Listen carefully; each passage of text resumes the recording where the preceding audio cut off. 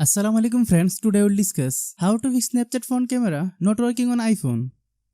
The most popular issue as to why Snapchat was unable to open the camera is an older version of the app. If there is any update of the Snapchat software from the App Store, then definitely update it.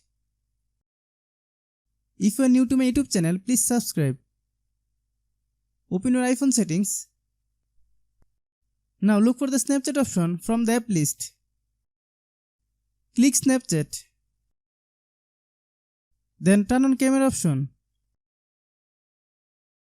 If you like the video, please share with your friends.